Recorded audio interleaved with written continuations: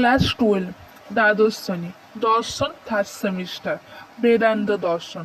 তোমাদের third semester Vedanta দর্শনের সবচেয়ে গুরুত্বপূর্ণ সাজেশন আমি এই প্রথম নিয়ে এলাম।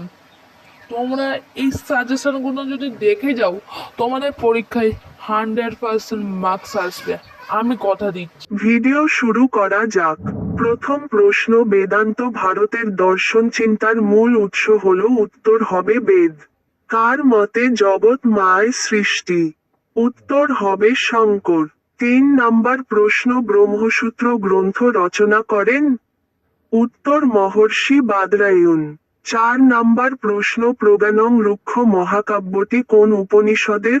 উত্তর হবে ঐতরেয়। 5 নাম্বার প্রশ্ন, বেদান্ত দর্শনের অপর নাম কি? উত্তর মীমাংসা। শ্রী ভাষ্য গ্রন্থটির রচয়িতা কে? উত্তর রামানুজ। বেদান্ত দর্শন অনুসারে বিশ্বজগতের সর্বব্যাপী চৈতন্যময় সত্তাকে কি বলা হয়?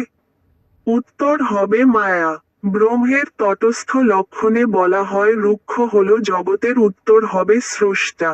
নম্বর প্রশ্ন, শঙ্করের দর্শন যে নামে প্রসিদ্ধ তা হল? উত্তর হবে কেবল দ্বৈতবাদ।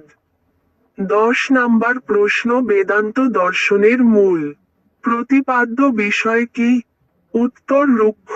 11 নাম্বার প্রশ্ন, রুক্ষ সত্য জগৎ মিথ্যা, একজীবী রুক্ষ, এ কথা কে বলেছেন?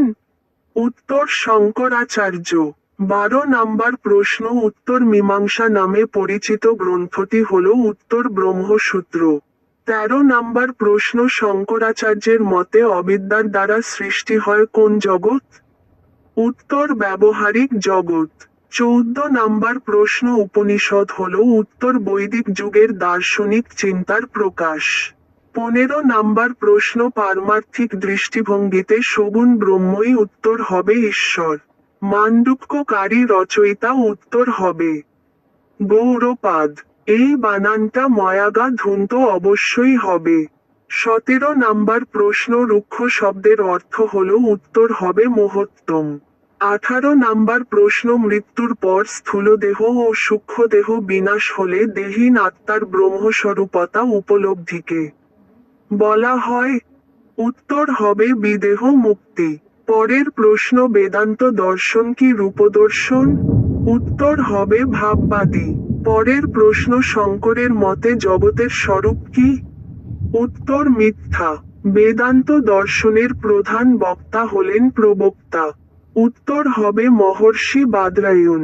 পরের প্রশ্ন, অদ্বৈত মতে মায়ার স্বরূপ কি? উত্তর অনির্বচনীয়। পরের প্রশ্ন, অদ্বৈতবাদের প্রথম প্রবক্তা হলেন? উত্তর গৌড়পাদ। বেদান্ত শব্দের অর্থ কি? উত্তর বেদের অন্তে বা শেষে। রুক্ষ আত্মা চৈতন্য একথা বলা হয়? উত্তর অদ্বৈতবাদী আত্মা এবং রুক্ষ এক ও অভিন্ন একথা কে বলেছেন? আচার্য শঙ্কর। পরের প্রশ্ন, অহং ব্রহ্মাসি মহাকাব্যটি কোন উপনিষদের? উত্তর বৃহদারণ্যক।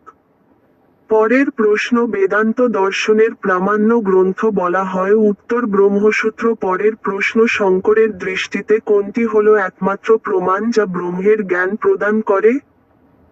উত্তর অর্থাপত্তি। পরের প্রশ্ন, সগুণ ব্রহ্মের অপর নাম? উত্তর হবে ঈশ্বর। পরের প্রশ্ন, সগুণ ব্রহ্মের অপর নাম? এটা দুবার রিপিট হয়ে গেছে, হবে ঈশ্বর। পরের প্রশ্ন, শঙ্করাচার্যের মতে তুম শব্দের তবয়ম হবে তম শব্দের দ্বারা নির্দেশ করা হয়েছে? উত্তর হবে জীবাত্মাকে। পরের প্রশ্ন, বৈদিক সাহিত্যের সর্বশেষ অংশকে বলা হয়? উত্তর উপনিষদ। পরের প্রশ্ন, অদ্বৈত বেদান্ত দর্শনের প্রতিষ্ঠাতা হলেন? উত্তর হবে শঙ্করাচার্য। পরের প্রশ্ন, জগৎ ও জীব ব্রহ্মের পরিণাম না বরং ব্রহ্মের বিবর্ত, কোন মতে কথা বলা হয়? উত্তর অদ্বৈতবাদ। পরের প্রশ্ন, অদ্বৈত মতে প্রমাণ কয় প্রকার? উত্তর হবে 6 প্রকার। এই সাজেশনগুলো তোমরা ভালো করে প্র্যাকটিস করে নেবে। এর বাইরে বেদান্ত থেকে আসবে না। এগুলো সব পরীক্ষার সিলেবাস অনুযায়ী তোমাদের দেওয়া হয়েছে। ভিডিওটি শেষ করলাম।